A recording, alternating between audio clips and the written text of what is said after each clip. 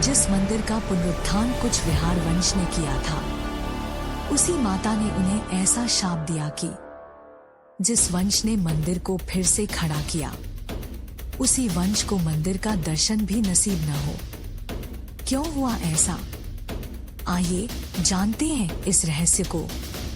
एक ऐसी कथा जिसमें छिपा है भक्ति का गर्व और माता के क्रोध का अटूट सत्य। कभी असम की पवित्र भूमि गुवाहाटी पर कूच बिहार वंश का महान राजा थे महाराज नर नारायण। वे माता कामाख्या के अनन्य भक्त थे। इसी राज्य में माता के मंदिर के पुजारी थे पंडित इंदुकले। उनकी भक्ति इतनी गहन थी कि कहा जाता था जो भी वे माता से मांग लेते, माता कामाख्या उसे तुरंत वरदान स्वरूप दे देती थी। एक दिन एक माँ अपने मृत बच्चे को गोद में उठाए रोती बिलखती पुजारी के पास पहुंची। उसके क्रंदन से स्वयं देवताओं का हृदय भी कांप उठा। वह बोली, पुजारी महाराज, मेरा बच्चा मर गया है। मुझे आपके भक्ति पर भरोसा है। अगर आप माता से प्रार्थना करेंगे तो माता उसे जीवन अवश्य देंगी। पुजारी ने शांत स्वर में कहा, माँ, जीवन और मृत्यु मेरे हाथ में नहीं है, यह तो माता कामाख्या के हाथ में है। लेकिन वह माँ बोली, मुझे आपके तप और भक्ति पर अटूट विश्वास है। कृपा कर मेरी गोद को फिर से हरा कर दीजिए। पुजारी का हृदय पिघल गया। उन्होंने कहा, ठीक है माँ, मैं अपनी संपूर्ण आत्मा के साथ माता से प्रार्थना करूंगा। उस मृत बालिका के शव को गर्भगृह में ले जाया गया। पूरी रात पुजारी माता के चरणों में बैठकर मंत्र जाप करते रहे। उनके आंसू माता के चरणों को भिगोते रहे और गर्भगृह मंत्रों की गूंज से भर उठा। और फिर चमत्कार हुआ। अचानक वह बच्ची फिर से जीवित हो उठी। माता ने अपने भक्त की प्रार्थना सुन ली थी। यह चमत्कार पूरे राज्य में फैल गया। राजा नर नारायण भी सुनकर आश्चर्यचकित हो उठे। इसी समय एक और रहस्यमय बात फैलने लगी।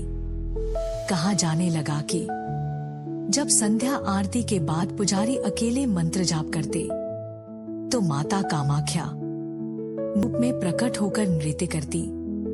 जब यह बात राजा तक पहुंची तो उनके हृदय में भी माता के दिव्य नृत्य के दर्शन की लालसा जाग उठी। उन्होंने पुजारी से कहा, मित्र, जीवन में एक बार मैं भी माता का नृत्य देखना चाहता हूं। पुजारी ने तुरंत मना कर दिया। राजन, मैं स्वयं भी माता का नृत्य नहीं देखता। जब माता प्रकट होती हैं, मैं अपनी आंखों पर पट्टी बांध लेता हूं। किसी मनुष्य का वहां देखना वर्जित है। पर राजा ने साम, दाम, दंड, भेद सब कुछ आजमाया। अंततः पुजारी को झुकना पड़ा। उन्होंने कहा, राजन, आपको गर्भगृह में प्रवेश की अनुमति नहीं दूंगा, लेकिन बाहर से एक छोटे छिद्र से देख सकते हैं। उस रात जैसे ही पुजारी ने अपनी आंखों पर पट्टी बांधकर मंत्र जाप शुरू किया, माता कामाख्या प्रकट हुई और उनका अद्भुत तांडव नृत्य प्रारंभ हुआ। माता का दिव्य रूप, उनका नृत्य, उनकी अलौकिक ज्योति राजा की आंखों में समा गई। पर माता सर्वज्ञ थी। कुछ ही क्षणों में उन्हें ज्ञात हो गया कि कोई उनकी गोपनीय लीला देख रहा है। माता का मुख क्रोध से लाल हो गया। उन्होंने नृत्य रोक दिया। पुजारी की ओर देखा जो मंत्र जाप कर रहे थे। माता बोली, तुमने मेरे भरोसे को तोड़ा। तुम्हारी भक्ति पर मुझे गर्व था, पर आज तुमने मेरी मर्यादा भंग कर दी। क्षण भर में पुजारी पत्थर में परिवर्तित हो गए। उनका शरीर उसी मुद्रा में सदा के लिए स्थिर हो गया। फिर माता ने बाहर खड़े राजा की ओर देखा। हे राजा, तूने मेरी मर्यादा भंग की। याद रख, आज के बाद तेरा कोई भी वंशज कामाख्या मंदिर या नीलाचल पर्वत की ओर देखेगा तो उसका वंश नष्ट हो जाएगा। कहा जाता है कि आज भी उस राजा का वंश जब उस मार्ग से गुजरता है तो अपनी आंखों पर पट्टी बांध लेता है ताकि माता के श्राप से उनका वंश नष्ट न हो। यह कथा बताती है कि माता का प्रेम अनंत है, पर उनकी मर्यादा भंग करने पर उनका क्रोध भी अग्नि के समान प्रचंड होता है। यहाँ हर पत्थर, हर सीढ़ी, हर दीवार सैकड़ों वर्षों के रहस्यों को समेटे हुए है। लेकिन यदि हम आधुनिक इतिहास की दृष्टि से देखें तो कई इतिहासकार मानते हैं कि यह मंदिर 4वीं या 5वीं सदी में बना। कुछ का कहना है कि यह 7वीं या 8वीं सदी के बीच बना था, परंतु मंदिर का वर्तमान स्वरूप कूच वंश के शासनकाल में बना। कूच वंश ने 1515 से 1635 तक शासन किया। इस वंश के प्रथम शासक थे राजा विश्व सिंह। उन्होंने कामाख्या मंदिर की पूजा पद्धति को पुनर्जीवित किया। कहा जाता है उन्होंने विशेष रूप से वाराणसी से पंडितों को बुलाया ताकि पूजा विधि को पुनः वैदिक और तांत्रिक स्वरूप में स्थापित किया जा सके। 16वीं सदी की शुरुआत में कामरूप के राजाओं में भीषण युद्ध छिड़ा। राजा विश्व सिंह ने अंततः इस युद्ध में विजय प्राप्त की, किंतु युद्ध के दौरान उनके भाई और मित्र बिछुड़ गए। वे उन्हें खोजते खोजते नीलांचल पर्वत पर पहुंच गए। थककर वहीं रुक गए और एक वृक्ष के नीचे विश्राम करने लगे। तभी एक वृद्धा उनके पास आई। उस वृद्धा ने कहा, राजन, यह पर्वत कोई साधारण स्थान नहीं। यहाँ माता कामाख्या का निवास है। यहाँ की हर प्रार्थना पूर्ण होती है। राजा ने माता से मन ही मन प्रार्थना की, हे माता, यदि मेरे भाई और मित्र मुझे पुनः मिल जाएं, तो मैं इस स्थान पर एक भव्य मंदिर बनवाऊंगा। कुछ ही समय में उनकी प्रार्थना पूरी हो गई। उनके भाई और मित्र सकुशल वापस लौट आए। राजा का हृदय माता के प्रति कृतज्ञता से भर उठा। उन्होंने तुरंत मंदिर निर्माण का आदेश दिया। जब खुदाई का कार्य शुरू हुआ तो सब हैरान रह गए। पत्थरों के नीचे एक प्राचीन मंदिर दबा हुआ था। राजा ने निश्चय किया, मैं इस प्राचीन मंदिर को नष्ट नहीं करूंगा, इसके ऊपर ही नया मंदिर बनवाऊंगा। राजा विश्व सिंह ने मंदिर निर्माण में अपना संपूर्ण सोना अर्पित कर दिया। कहा जाता है हर पत्थर के नीचे 1 ग्राम सोना रखा गया। अंततः सन 1553 में कामाख्या मंदिर का निर्माण कार्य पूर्ण हुआ। यह मंदिर बना राजा की भक्ति से, माता की कृपा से और सृष्टि की आदि शक्ति के आशीर्वाद से। आज भी जब भक्त नीलांचल पर्वत पर माता के दर्शन करने जाते हैं तो उन्हें राजा विश्व सिंह की वह भक्ति याद आती है जिसने कहा था, जहां भक्ति है वहां असंभव कुछ नहीं। राजा विश्व सिंह के देहांत के बाद असम की धरती पर अंधकार छा गया।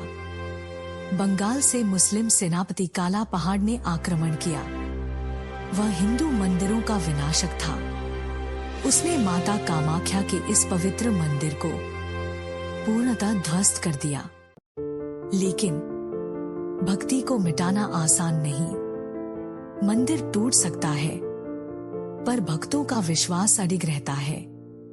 सन 1565 में कूच वंश के महान राजा नर नारायण ने मंदिर के पुनर्निर्माण का बीड़ा उठाया। उन्होंने नीलांचल वास्तुशिल्प शैली को अपनाया, जिससे मंदिर को एक नया दिव्य रूप मिला।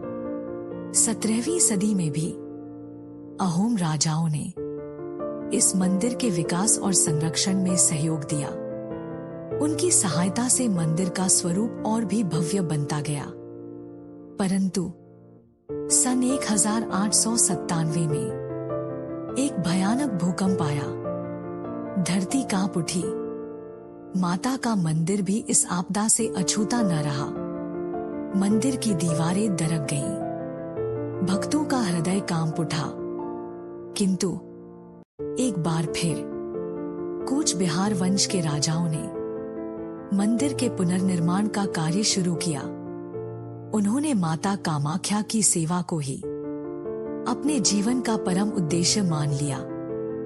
आज भी जब हम नीलांचल पर्वत पर माता के दर्शन करते हैं, तो उन राजाओं, कारीगरों और भक्तों को प्रणाम करते हैं, जिन्होंने हर युग में माता के इस पवित्र धाम को नष्ट होने से बचाया। यह मंदिर सिर्फ पत्थरों का समूह नहीं, बल्कि अडिग भक्ति का प्रतीक है। क्योंकि जहां श्रद्धा है, वहां हर विनाश के बाद एक नया निर्माण होता है। माता कामाख्या का यह पवित्र धाम गुवाहाटी, असम के नीलांचल पर्वत पर स्थित है। गुवाहाटी शहर से यह मंदिर लगभग 8 किलोमीटर की दूरी पर है। माता कामाख्या का इतिहास सिर्फ असम तक सीमित नहीं है, बल्कि उसकी जड़ें प्राचीन पुराणों में भी समाई हुई हैं। इसकी कथा जुड़ी है देवी सती और भगवान शिव की अमर प्रेम गाथा से। जब राजा दक्ष ने अपनी पुत्री सती का अपमान किया, तो सती ने यज्ञकुंड में अपने प्राण त्याग दिए। भगवान शिव यह देखकर विक्षिप्त हो उठे। उन्होंने सती के मृत शरीर को अपने कंधे पर उठाया और तांडव करने लगे। संपूर्ण ब्रह्मांड डोलने लगा। देवताओं ने भगवान विष्णु से प्रार्थना की, प्रभु संसार की रक्षा कीजिए। यदि महादेव का तांडव यूं ही चलता रहा, तो संपूर्ण सृष्टि नष्ट हो जाएगी। भगवान विष्णु ने अपने सुदर्शन चक्र का प्रयोग किया। चक्र घूमता गया और देवी सती का शरीर 51 टुकड़ों में विभक्त हो गया। जहां जहां सती के अंग गिरे, वहां वहां शक्तिपीठ स्थापित हुए। कामाख्या शक्तिपीठ वही है जहां माता सती की योनि गिरी थी। यह स्थान नारी शक्ति का मूल स्रोत माना जाता है। यहाँ देवी को योनि रूप में पूजा जाता है, जो सृजन शक्ति का प्रतीक है। माता कामाख्या बल्कि संपूर्ण सृष्टि की आदि शक्ति है। उनकी पूजा में है रहस्य, उनकी आराधना में है सृजन, और उनकी शक्ति में है पूरा ब्रह्मांड। पुराणों में एक अद्भुत और मनमोहक मोड़ आता है। क्या आप जानते हैं, जिस पत्थर की उत्पत्ति शिव और सती के प्रेम वियोग से हुई थी, वही पत्थर फिर से बना शिव और सती के पुनर्मिलन का आशीर्वाद स्थान। कहानी कुछ ऐसी है। सती के वियोग में भगवान शिव व्याकुल हो गए। उन्होंने संसार से मुंह मोड़ लिया और गहन तपस्या में लीन हो गए। कालचक्र आगे बढ़ा। सती ने पार्वती के रूप में पुनर्जन्म लिया। देवताओं को ज्ञात था कि यदि शिव और पार्वती का विवाह नहीं होगा तो सृष्टि का संतुलन बिगड़ जाएगा। देवताओं ने कामदेव से प्रार्थना की, हे कामदेव, आप ही शिव को मोहित कर सकते हैं ताकि वे पार्वती को स्वीकार करें। कामदेव ने देवताओं की बात मान ली। उन्होंने शिव की तपस्या भंग करने का प्रयास किया, किंतु भगवान शिव का तीसरा नेत्र खुल गया। एक ही क्षण में कामदेव भस्म हो गए। कामदेव की पत्नी रति विलाप करने लगी। उन्होंने शिव से कहा, प्रभु, मेरे स्वामी ने यह कार्य सृष्टि के हित में किया था, कृपा करके उन्हें पुनः जीवन दे। भगवान शिव ने रति के दुख को देखा। उनकी करुणा जाग उठी। उन्होंने कामदेव को पुनर्जीवित तो कर दिया, परंतु अब उनका शरीर अदृश्य था। वह पहले जैसा सुंदर और आकर्षक रूप नहीं पा सके। यह देखकर कामदेव का हृदय व्याकुल हो उठा। उन्होंने शिव से प्रार्थना की, प्रभु, आप मुझे जीवन तो दे चुके, परंतु मेरा तेज और सौंदर्य भी लौटाइए। तब भगवान शिव ने कहा, हे कामदेव, जाओ, माता कामाख्या की तपस्या करो। वे ही तुम्हें तुम्हारा सौंदर्य पुनः प्रदान करेंगी। कामदेव नीलाचल पर्वत पहुंचे। उन्होंने कठोर तपस्या की। कई वर्षों तक सिर्फ माता के नाम का जाप किया। अंततः माता कामाख्या प्रसन्न हुई। उन्होंने कहा, हे कामदेव, तुम्हारी तपस्या से मैं प्रसन्न हूं। जाओ, तुम्हारा सौंदर्य तुम्हें वापस मिलता है। कामदेव के सौंदर्य को लौटाकर माता ने संसार की रति शक्ति को फिर से जागृत किया। तभी से इस पवित्र नगरी को कहा जाने लगा कामरूप कामाख्या, जहां कामदेव ने अपने अस्तित्व और सौंदर्य को पुनः प्राप्त किया। वहीं आज भी हर साधक अपनी अधूरी इच्छाओं को पूर्ण करने के लिए माता कामाख्या की शरण में आता है। क्या आप जानते हैं कि कामाख्या में पूजा सिर्फ तांत्रिक पद्धति से ही क्यों होती है? क्या आपने सुना है कि यहाँ बलि प्रथा क्यों प्रचलन में आई? आखिर ऐसी कौन सी रहस्यमयी शक्ति है जिसे प्रसन्न करने के लिए तांत्रिक उपासना ही एकमात्र मार्ग रह गया? बहुत समय पहले की बात है, जब असम की पवित्र भूमि पर एक राक्षस का शासन था। उसका नाम था नरकासुर। नरकासुर माता कामाख्या का अनन्य भक्त था। वह माता की उपासना करता, उनकी आराधना में लीन रहता। परंतु समय के साथ उसका मन बदल गया। भक्ति की जगह उसके मन में वासना ने जन्म ले लिया। वह माता को प्रेमिका की दृष्टि से देखने लगा। एक दिन उसने माता से कहा, माता, मैं आपसे विवाह करना चाहता हूँ। माता तो जगत जननी है।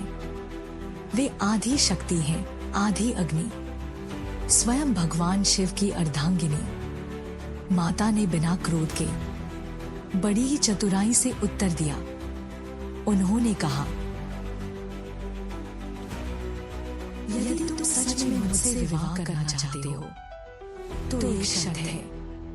आज रात्रि में ही नीलांचल पर्वत तक सीढ़ियां बना दो और जैसे ही मुर्गा बांग देगा, रात समाप्त मानी जाएगी। नरकासुर ने यह चुनौती स्वीकार कर ली। उसने अपनी विशाल राक्षस सेना को बुलाया और रात भर पत्थरों को जोड़कर नीलांचल पर्वत की सीढ़ियां बनाने लगा। वह लगभग अपने कार्य में सफल हो ही गया था। माता ने देखा कि उसका अहंकार बढ़ रहा है। उन्होंने अपनी माया से मुर्गे को समय से पूर्व ही बांग देने के लिए प्रेरित किया। जैसे ही मुर्गे ने बांग दी, नरकासुर की मेहनत व्यर्थ हो गई। वह क्रोधित हो उठा। उसने माता को पाने का सपना छोड़ दिया और प्रण लिया कि अब कोई भी इस माता की पूजा नहीं करेगा। काल चक्र आगे बढ़ा। एक दिन महर्षि वशिष्ठ वहां पहुंचे। वह माता कामाख्या के दर्शन करने आए थे, परंतु नरकासुर ने उन्हें भी रोक दिया। महर्षि वशिष्ठ ने क्रोध में आकर नरकासुर को श्राप दिया, हे दुष्ट राक्षस, तेरा अंत भगवान विष्णु के अवतार के हाथों होगा और माता कामाख्या इस स्थान से अंतर्धान हो जाएंगी। नरकासुर माता के गर्भगृह में दौड़ता हुआ गया, परंतु वहां पहुंचते ही उसने देखा माता अंतर्धान हो चुकी थी।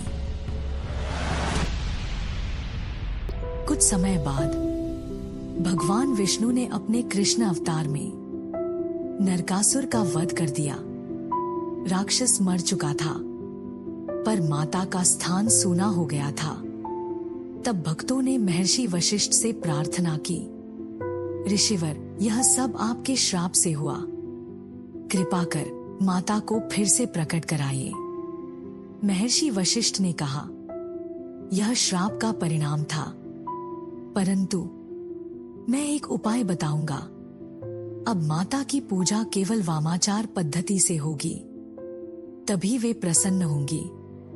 तभी से कामाख्या में तांत्रिक पद्धति से ही पूजा होती है। यहाँ बलि प्रथा भी प्रचलन में आई, क्योंकि माता को प्रसन्न करने के लिए उनकी तांत्रिक उपासना ही एकमात्र मार्ग रह गया। यह कथा बताती है कि भक्ति में प्रेम हो, श्रद्धा हो, परंतु अहंकार और वासना का कोई स्थान नहीं। माता कामाख्या सृष्टि की रचयिता है। उन्हें पाना है तो पूर्ण समर्पण से पाओ। कैसे करें माता को प्रसन्न? क्या है वह मंत्र जो माता को प्रसन्न कर दे? आइए जानते हैं। कहते हैं, कामरूप की पहाड़ियों में विराजमान माता कामाख्या किसी भी साधक से ज्यादा उसके हृदय की सच्चाई को देखती हैं। उनकी पूजा तंत्र मंत्र की शक्ति से जुड़ी है, लेकिन यदि कोई श्रद्धा और समर्पण से उन्हें पुकारे तो माता तुरंत सुनती है। मंत्र, ऐं क्लीं कामाख्याय नमः। इसे जपने से कामनाओं की पूर्ति, स्त्रीत्व और पुरुषत्व दोनों में छुपी परम शक्ति का जागरण होता है और साधक के जीवन के बंधन कटने लगते हैं। कब जपें? सर्वश्रेष्ठ समय है ब्रह्मा मुहूर्त, जब सारा जगत शांत होता है, या फिर यदि गुरु से दीक्षा प्राप्त हो तो मध्यरात्रि के तांत्रिक समय में भी जप किया जाता है। विशेष रूप से शुक्रवार, नवरात्रि और अंबुबाची मेला के दिनों में इसका प्रभाव कई गुना बढ़ जाता है। स्मरण रहे, यह केवल शब्दों का जप नहीं है, बल्कि आपकी अंतरात्मा की पुकार है। कहते हैं, माता पहले आपके मन की सुनती है, फिर आपके शब्दों की। माता कामाख्या का मंदिर सिर्फ एक शक्तिपीठ नहीं, बल्कि अद्भुत रहस्यों से भरा हुआ है। यहाँ मूर्ति के स्थान पर माता का योनि रूप पूजित होता है। गर्भगृह में एक चट्टान का उभार है, जो योनि स्वरूप को दर्शाता है। यही सृष्टि का मूल स्रोत है। सबसे आश्चर्यजनक बात यह है कि हर दिन वहां से पानी निकलता है। यह पानी माता का पवित्र प्रसाद माना जाता है। भक्तगण उस जल को अपने घर ले जाते हैं और उसे अमृत के समान पूजते हैं। लेकिन सबसे अद्भुत और रहस्यमय पर्व आता है, अंबुबाची महोत्सव। यह पर्व जून के महीने में मनाया जाता है। कहा जाता है कि इन दिनों माता रजस्वला होती है, मंदिर के द्वार 3 दिनों के लिए बंद कर दिए जाते हैं। गर्भगृह को सफेद कपड़े से ढक दिया जाता है और फिर 3 दिन बाद जब कपड़ा हटाया जाता है तो वह रक्तरंजित होता है। कहा जाता है कि यह माता के मासिक धर्म का प्रतीक है। वह रक्तरंजित वस्त्र भक्तों में प्रसाद स्वरूप वितरित किया जाता है। लोग उसे अपनी तिजोरी में रखते हैं, अपने गले में धारण करते हैं और मानते हैं कि माता का यह प्रसाद हर संकट से रक्षा करता है। उसी समय यह अद्भुत दृश्य देखने को मिलता है। ब्रह्मपुत्र नदी का जल लाल हो जाता है। यह संकेत देता है कि प्रकृति और सृष्टि दोनों ही माता की शक्ति से ही संचालित होते हैं। जैसे स्वयं प्रकृति माँ के यज्ञ में भाग लेने चली आई हो।